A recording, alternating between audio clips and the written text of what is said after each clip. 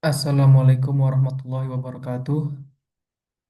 Selamat sore, Om Swastiastu, Namo Buddhaya, Salam Kebajikan. Perkenalkan, nama saya Wisnu Anggara. Saat ini saya sedang menempuh pendidikan sarjana jurusan Industrial Engineering eh, semester 4 di BINUS University.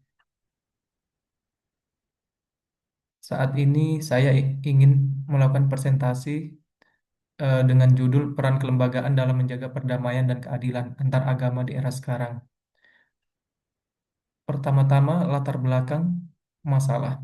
Di era sekarang, hubungan antar agama menjadi salah satu hal yang penting dalam menjaga harmoni sosial dan perdamaian.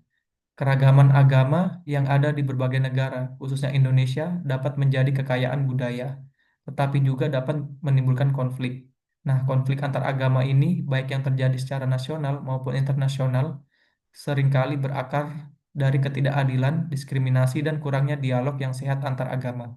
Oleh karena itu, pentingnya peran kelembagaan di sebuah negara untuk menciptakan kondisi yang kondusif bagi perdamaian antar agama dan menegakkan keadilan bagi semua pemeluk keyakinan. Kelembagaan seperti pemerintah maupun organisasi masyarakat sipil memiliki tanggung jawab untuk membangun dasar hukum dan kebijakan yang mendukung kebebasan beragama, serta memastikan hak-hak semua agama terjamin secara adil. Tanpa kelembagaan yang kuat, upaya menjaga toleransi beragama dapat terhambat oleh politik identitas, radikalisme, atau bahkan eksploitasi agama untuk kepentingan politik tertentu. Permasalahan ini berkaitan erat dengan tujuan SDG 16 yang menekankan pada pentingnya membangun masyarakat yang damai, inklusif, serta menjamin akses terhadap keadilan bagi semua. Lembaga pendidikan, pemerintah, dan masyarakat sipil memiliki peran penting dalam menjaga perdamaian dan menciptakan lingkungan yang saling menghargai perbedaan keyakinan. Rumusan masalah yang saya hadapi adalah yang pertama, bagaimana peran kelembagaan dalam menjaga perdamaian antar umat beragama pada saat seperti banyaknya konflik antar agama di era sekarang. Yang kedua, apa saja yang menjadi tantangan utama yang dihadapi kelembagaan dalam menegakkan keadilan untuk semua umat beragama. Yang ketiga, bagaimana pandangan kita tentang kebijakan yang diterapkan kelembagaan dalam mendorong terciptanya kerukunan antar umat beragama, apakah kebijakan tersebut efektif atau tidak. Yang keempat, apa dampak perkembangan teknologi dan media sosial terhadap perdamaian antar agama? Bagaimana cara kelembagaan mengatasi hal tersebut?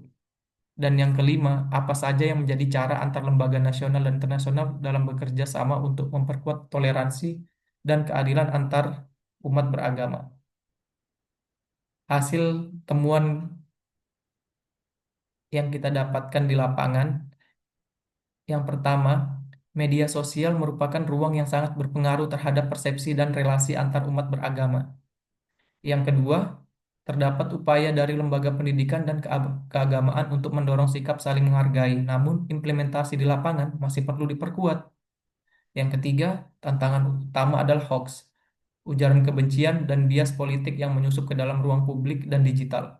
Yang keempat, banyak masyarakat yang masih belum memahami pentingnya verifikasi informasi sehingga rawan termakan provokasi digital. Sehingga saran yang saya berikan terhadap proyek ini adalah yang pertama, penguatan literasi digital. Pemerintah, lembaga pendidikan, dan komunitas sipil perlu bekerja sama dalam meningkatkan literasi digital, terutama dalam membedakan informasi yang benar dan hoax, serta membangun budaya verifikasi informasi sebelum disebarluaskan. Yang kedua, pemberdayaan lembaga pendidikan. Sekolah dan universitas dapat menjadi ruang yang aman dan terbuka untuk membangun generasi yang menghargai perbedaan. Nah, ini dapat diwujudkan melalui kegiatan kolaboratif lintas agama, tukaran budaya, dan penyediaan ruang ibadah inklusif. Yang ketiga, optimalisasi peran media sosial. Tokoh masyarakat dan influencer perlu dilibatkan sebagai agen penyebar nilai-nilai toleransi. Contohnya, konten positif dan edukatif harus didorong agar dapat mengimbangi maraknya ujaran kebencian. Yang keempat, kolaborasi multilevel. Lembaga lokal, nasional, dan internasional harus terus membangun jejaring kerjasama dalam memperkuat toleransi dan keadilan antar umat beragama. forum lintas negara, pertukaran tokoh agama, dan proyek kolaboratif lintas budaya harus terus digalakkan. Yang kelima, implementasi nyata di lapangan. Kebijakan yang mendorong toleransi tidak cukup jika hanya berhenti pada tataran wacana. Diperlukan tindakan nyata seperti pelatihan lintas budaya, kampanye damai berkelanjutan, dan peningkatan kapasitas lembaga sebagai akar rumput. Yang terakhir, evaluasi dan monitoring kebijakan. Pemerintah perlu melakukan evaluasi berkala terhadap kebijakan-kebijakan yang berkaitan dengan kerukunan umat beragama agar efektivitasnya dapat terus ditingkatkan dan disesuaikan dengan dinamika masyarakat. Refleksi pribadi dari saya sendiri terhadap proyek ini adalah ya melalui keterlibatan aktif dalam proyek ini saya memperoleh pengalaman yang sangat berharga mengenai pentingnya toleransi antar umat beragama, terutama dalam konteks masyarakat multikultural seperti Indonesia. Saya menyadari bahwa lembaga pendidikan memiliki tanggung jawab besar dalam menanamkan nilai-nilai toleransi sejak dini. Nah, selain kurikulum, penting juga untuk menciptakan ruang-ruang dialog terbuka antar mahasiswa dari latar belakang agama yang berbeda. Hal ini sejalan dengan pendapat narasumber bahwa universitas dapat menjadi miniatur keragaman bangsa.